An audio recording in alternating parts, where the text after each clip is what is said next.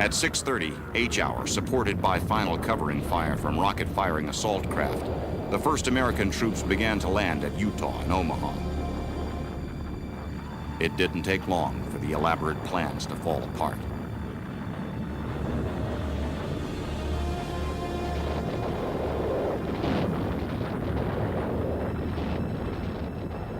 At Utah Beach, the 4th Infantry Division came in a kilometer south of where it was supposed to be.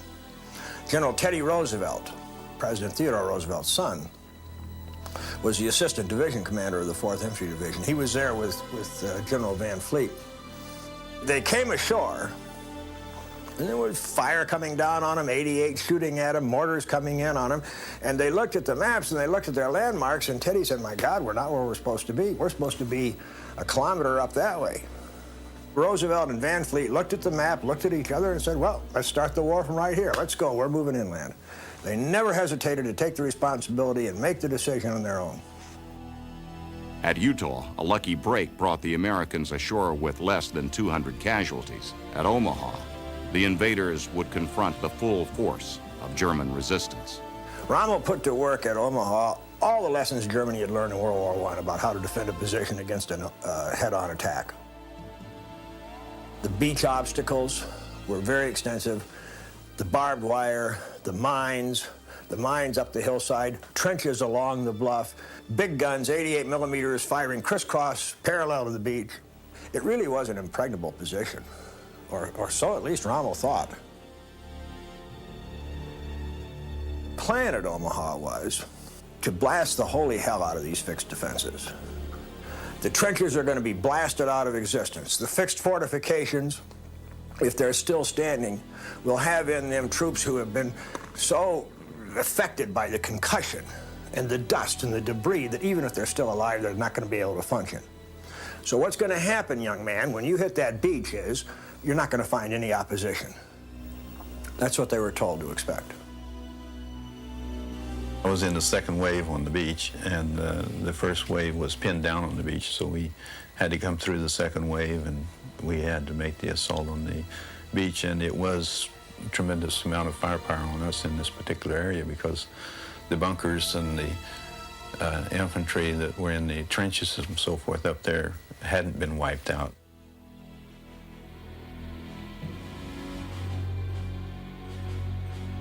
The air bombardment had gone too far inland and hadn't hit anything.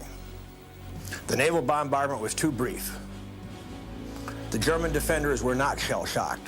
They weren't suffering from concussion.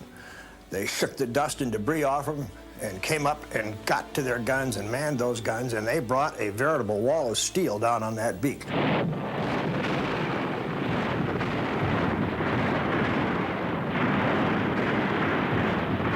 We got on the beach while the men that were there were already pinned down, and so we just had to keep on moving. There wasn't any place for us to stay on the beach. And so we made the assault. There had been people who had tried to make the assault up the beach, but they'd stepped on mines and things like this, so you had bodies to the right and bodies to the left, and you just had to go on through.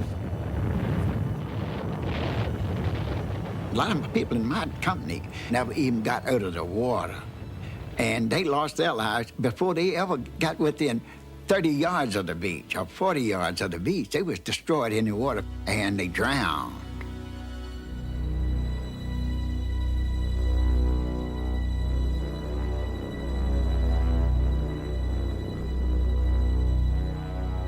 The idea was to get off that beach.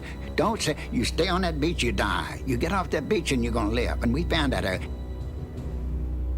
You're scared as hell, and know that that if you stay on that beach that you're going to get wiped out, and there's no boats back there to back you up because they aren't going to take you off. They left you there, so you got to get inland. You got to get up there and get cover and so forth. The only way to do it is to knock out the enemy. It was a matter of self-survival then. You know, it's get off the beach. I couldn't help him, and he couldn't help me. We had to get off of that beach.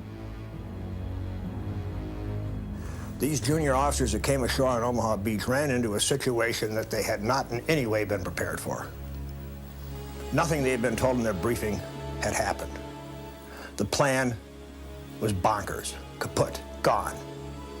They had to exert leadership. They had to take command. They had to accept a responsibility. Had they been German officers brought up under the Führer principle, they would have gotten on their radios and called back to headquarters and asked, what the hell do we do now? Not one American officer did that. German soldiers were trained to respond only to instructions. Any deviation from the plan required explicit permission from superior officers. At Omaha, the Allied plan had fallen apart as soon as the first ramp went down. Men fell in scores along the water's edge.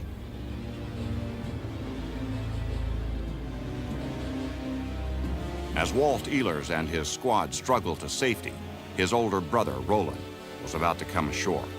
My brother was in a different company. He landed on this LCI, one of these ships, and he had a mortar squad, and he and his whole squad were on the ramp at the same time, coming down, and a German 88 shell hit the ramp and knocked out the whole squad at one time.